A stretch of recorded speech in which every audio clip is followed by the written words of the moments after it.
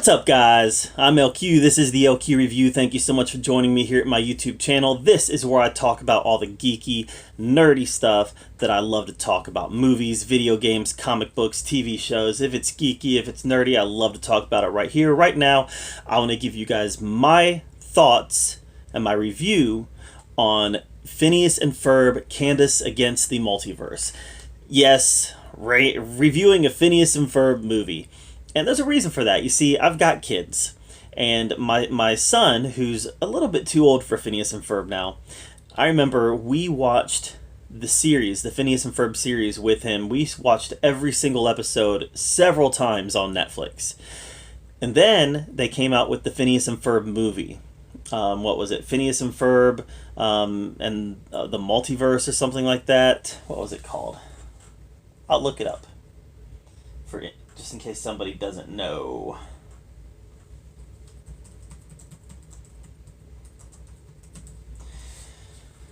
Alright, it was called Phineas and Ferb Across the Second Dimension. That's right. Phineas and Ferb Across the Second Dimension.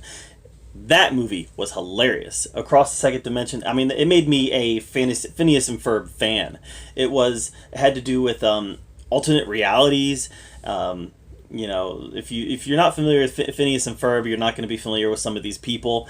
But evil Dr. Doofenshmirtz, eviler Dr. Doofenshmirtz was great.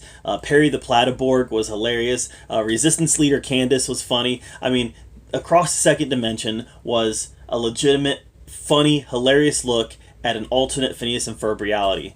And I loved it. I thought it was great. They tied in all the past episodes at the end of the movie, and it was a lot of fun.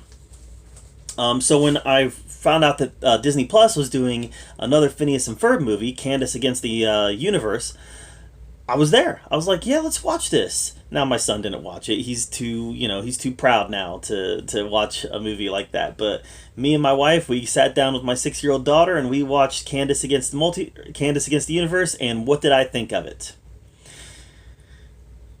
It was okay. It was okay. Now, to be completely clear, my daughter didn't really care for it. She kind of lost interest in it. Now, she was never a big Phineas and Ferb fan, so Phineas and Ferb was kind of when my son was little. He's 12 now, my daughter's 6. And she didn't love it. She watched it and just played with her toys a little bit while she watched it, but she didn't love it. I thought it was okay.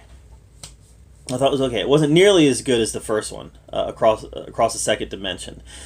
This one involves Candace getting kidnapped by aliens, and the aliens wanting to use her carbon, the carbon dioxide that she produces, to basically come to Earth and take over the Earth.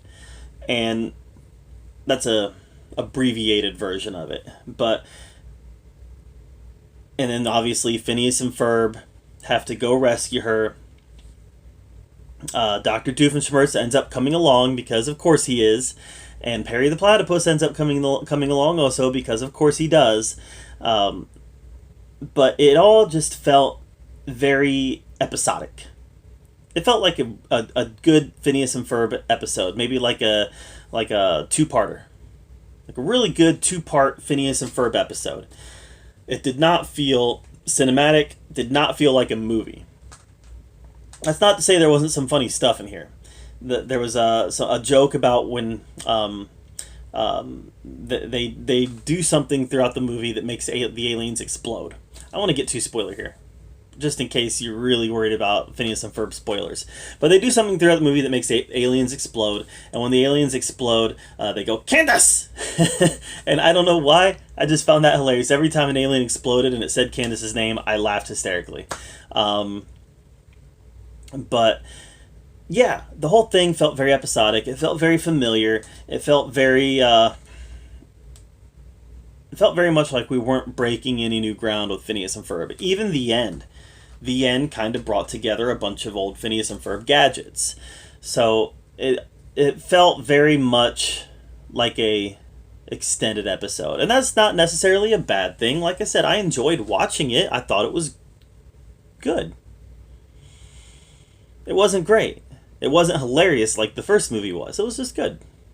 So that's kind of my take on Phineas and Ferb, Candace against the Universe.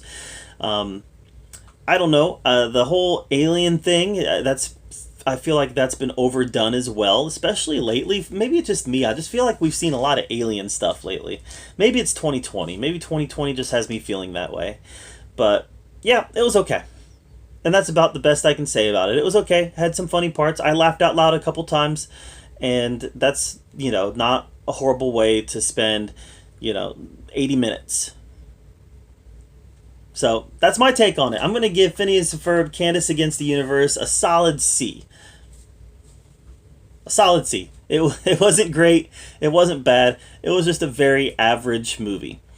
But I am one person, one opinion. What did you think of Phineas and Ferb, Candace Against the Universe? Let me know in the comments down below. Maybe you loved it. Maybe you thought it was the best movie of 2020. Maybe. Not me, though. But maybe you did. So let me know in the comments down below what you thought of it.